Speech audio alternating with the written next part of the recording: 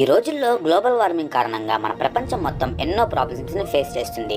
Temperature పెరగడం వల్ల సముద్రంలో వాటర్ లెవెల్స్ అనేవి పెరుగుతుంది. వాటర్ లెవెల్స్ పెరగడం వల్ల మన ప్రపంచం మొత్తంలో మనుషులు నివసించడానికి భూభాగం అనేది తగ్గిపోతుంది. ఈ రోజుల్లో గ్లోబల్ వార్మింగ్ అనేది చాలా పెద్ద సమస్య అని సైంటిస్ట్ చెప్తున్నారు. దీని వల్ల మనం ఫ్యూచర్ లో ఎన్నో ప్రాబ్లమ్స్ ని ఎదుర్కోవాల్సి వస్తుంది. అండ్ ఇప్పటికీ మన ఏన్షియంట్ టైమ్ లో చాలా వినాశాలు జరిగిపోయాయి. అయితే అంటార్క్టికా కింద ఎన్నో మహానగరాలు సమాధైపోయాయని గ్రేట్ ఫిలాసఫర్ ప్లాటో చెప్పాడు. అయితే అదే విధంగా మన భారతదేశంలో ఒక భూభాగం ఎన్నో ఏళ్ల సంవత్సరాల క్రితం కుమారి ఖండం అనేది కూడా సముద్రంలో మునిగిపోయింది. ఈ మీద హ్యూమన్ సివిలైజేషన్ స్టార్ట్ అయినప్పటి నుంచి ఎన్నో ప్రమాదాలు జరిగాయి. ఆ ప్రమాదాల వల్ల ఎన్నో జీవాలు అంతరించిపోయాయి. అండ్ అలానే ఎన్నో కొత్త స్పీషీస్ కూడా జన్మించాయి. భూకంపాలు, సునామీలు ఇలా ఎన్నో విపత్తులు భూమి మీద జరిగాయి. సైంటిస్టుల ప్రకారం గోండ్వానా అనే ఒక పెద్ద ఐలాండ్ విడిపోవడం వల్ల ఇండియా, ఆస్ట్రేలియా, అంటార్క్టికా దేశాలు ఏర్పడ్డాయి. 19వ శతాబ్దంలో అమెరికా అండ్ యూరప్ యొక్క scientist group Africa, India and Madagascar యొక్క జియోగ్రఫికల్ రిలేషన్స్ ని పరిశోధన చేయడానికి నీటిలో మునిగిపోయిన ఒక నగరం గురించి పరిశోధన చేశారు. అండ్ ఆ ఐలాండ్ కి లెమోరియా అనే పేరు పెట్టారు. అసలు దానికి లెమోరియా అనే నేమ్ ఎందుకు పెట్టారు? 1864లో ఫిలిప్స్ క్యాల్టర్ అనే ఒక సైంటిస్ట్ ఆయన యొక్క పరిశోధనలో భాగంగా ఈ లెమోరియా అనే జాతి జంతువులని, వాటి యొక్క శిథిలాలను భారతదేశం మరియు మెడగాస్కర్ లో కనుక్కున్నారు. అయితే ఈ లెమోరియా జాతి యొక్క ఆనవాలు భారత్ పక్కనే ఉన్న దేశాల్లో ఎక్కడా కనిపించలేదు. కానీ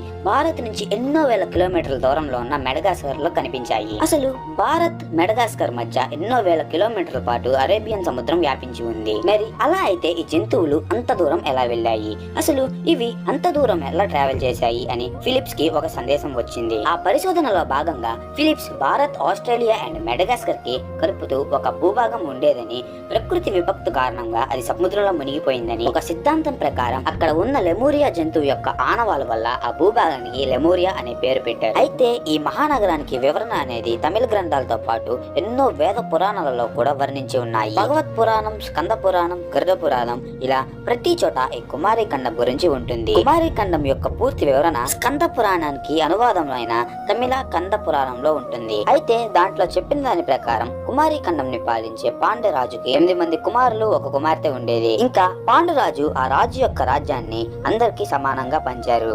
అయితే ఈ కుమారి ఖండంలో దక్షిణ భూభాగాన్ని వాళ్ళ కూతురైన కుమారి ఆ ప్రాంతాన్ని పాలించడం వల్ల దీనికి కుమారి ఖండం అని లేదా కుమారి నాడు అనే పేరు వచ్చింది. అండ్ ఈ కుమారి ఖండం గురించి కేవలం హిందూ పురాణాలనే కాకుండా చైనీస్ అండ్ గ్రీక్ లిటరేచర్స్ లో కూడా కుమారి ఖండం గురించి చాలా ఇన్ఫర్మేషన్ ఉంది. చైనీస్ లిటరేచర్ లో చెప్పిన దాని ప్రకారం ఈ కుమారి ఖండంలో మేరు అనే ఒక పెద్ద పర్వతం ఉండేది. అండ్ ఈ మేరు పర్వతం నుండి కుమారి, పేరు, ప్రఫుల్ అనే నదులు పారేవి. కుమారి ఖండంలో గోల్డ్ అనేది చాలా ఎక్కువగా ఉండేదని ప్రస్తావించారు. ఇంట్రెస్టింగ్ విషయం ఏంటంటే శ్రీలంకను పాలించే రావణాసురుడు అత్యంత బలవంతుడు. అటువంటి రావణాసురుడు రాజ్యం శ్రీలంక లాగా అంత చిన్నగా ఉంటుంది అంటే అది నమ్మేలా ఉంటుందా? ప్రాచీన కథల్లో రావణాసురుని లంక యొక్క పెద్ద భాగం అనేది సముద్రంలో మునిగిపోయిందని ప్రస్తావించింది. సో ఇలా చూసుకున్నట్టయితే శ్రీలంక కుమారి ఖండం యొక్క ఒక చిన్న భాగం అయి ఉండే ఛాన్సెస్ చాలా ఎక్కువగా ఉన్నాయి. ఈ కుమారి ఖండంకి అండ్ మన రామాయణానికి కూడా లింక్ ఉందని, రామసేతు యొక్క నిర్మాణం కూడా చాలా భారీ స్థాయిలో జరిగిందని,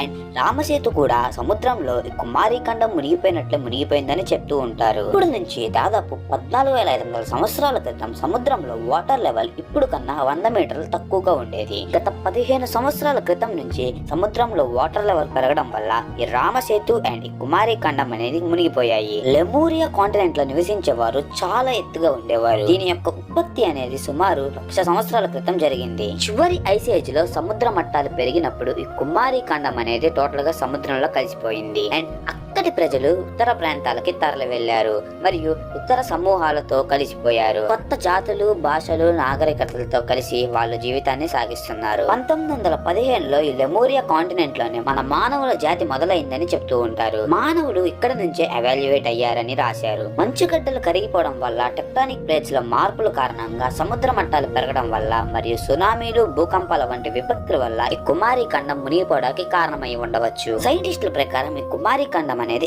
ఐస్ ఏజ్ లో మంచు కరిగి సముద్రంలో వాటర్ అనేది పెరగడం వల్ల ఈ కుమారి ఖండం అనేది సముద్రంలో మునిగిపోయిందని చెప్తూ ఉంటారు. ఇప్పటికీ కూడా ఈ ఐలాండ్ మీద శాస్త్రవేత్తలు పరిశోధన చేస్తూనే ఉన్నారు. అసలు ఈ కుమారి ఖండం రియలా ఫేకా? దీని గురించి మీరేమనుకుంటున్నారో కింద కామెంట్ చేసి చెప్పండి.